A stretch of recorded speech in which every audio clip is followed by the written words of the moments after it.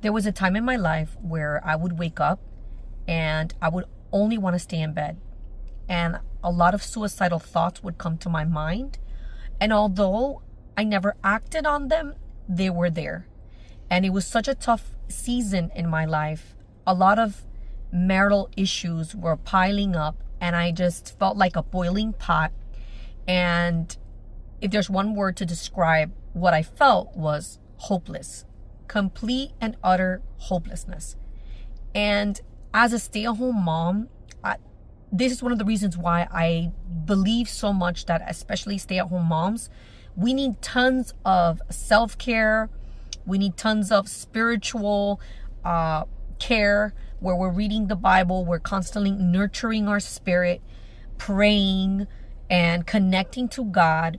And we also need to nurture the physical needs that we have. And by physical needs, I mean the need to connect with other women, the need to be with other people and be in communion and fellowship with other women, because we will face a lot of hardships. In my experience, during that season of my life, the one thing that completely saved me, it wasn't journaling. And although I did accompany that season with a lot of prayer, a lot of intercession, a lot of going to church, I would go to church and intercede at 5 a.m. I mean, I was really plugged into God. But the one thing that really did it for me was creating content. And I know that may seem a little weird, but let me explain. When I was in a season of complete desperation, I felt completely alone in my situation and what I was going through. And on top of that, I'm a stay-at-home mom. And so every day, I don't want to use the word confined, but I'm at home. So inside my mind, I feel trapped and hopeless. And then physically, I'm inside my home. And I love being home. I'm a homebody. I love being home. But it was just my mental state was matching my physical state, where it was like I'm trapped here. And although obviously I can go out and do whatever I want, but I'm home all day. So and when you're home all day, you're really not talking or just being around other people. It's not like when you go to work and you have to be around other people. In my case, I'm home, so I'm alone and physically, and then mentally I am in this mental headspace where I feel like I don't know what to do. I don't know how to get out. And what did it for me was creating content.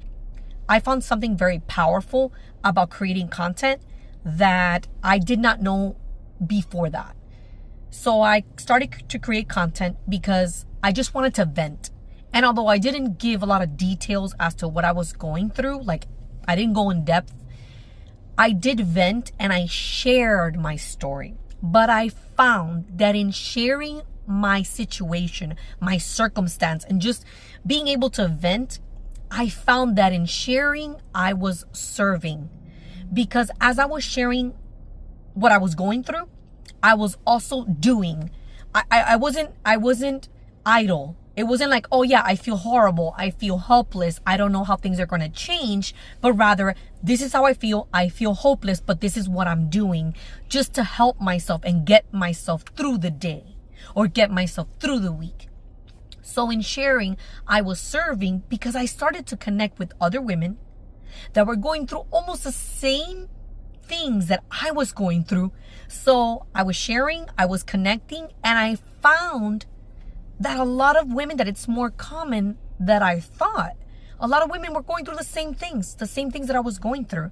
And I found hope. I was like, wait a second. Within each video that I created, sharing what I was going through and what I was doing to overcome those daily hurdles and weekly hurdles and monthly hurdles and the stress and the fear and just all these emotions, I felt less alone. I'm like, wait a second, I'm not alone. I'm not as alone as I thought. So you know what? If other women are going through this, I am not alone. And guess what? I'm pretty sure there are women out there too that have overcome this situation that I'm going through. In sharing and telling people what I'm doing to get through the day, and it actually helped a lot of women. And I inspired a lot of women, and I encouraged a lot of women without me knowing. And that gave me life. It just lit my heart. It lit me on fire to want to continue to share my journey, because I knew that if I shared something and something worked for me, let's say, for example, I woke up, I was feeling helpless.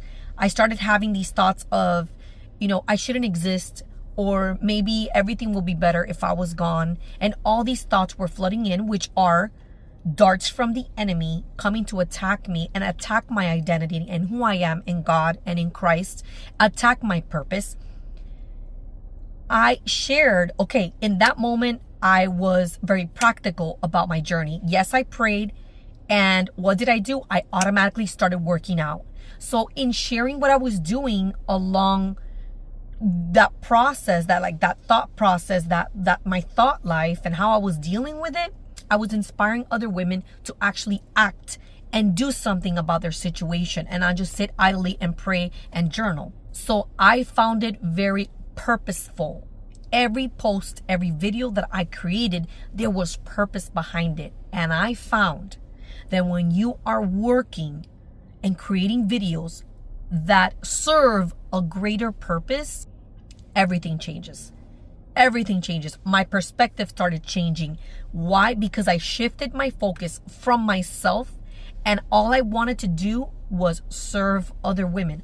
All I wanted to do, my entire focus went from feeling helpless and feeling like I was alone, feeling like there was nothing I could do to change my situation. It went from, wait a second, these people, these women, oh, they needed this, or someone mentioned this on a comment. I started having Zoom calls with some of these women, having conversations. But wait, they also need help. But wait, how can I help them? How can I help myself? What can I do so that I can help them? It took my mind off of the me, and it shifted my focus to what can I do to help others. And if you're going through a situation that is very tough, that is very hard, and you don't know what to do, and you feel alone, why not try creating content? It really saved me. It really was my floating device, because I felt like I was drowning. It was the lifeline that I needed to just come above the water and stay above the water. It was so helpful. It was so powerful. And share your story, because in sharing your story, you're actually serving other people that you had no idea needed to hear what you're going through and how you're overcoming that situation. I hope this video was helpful. God bless you.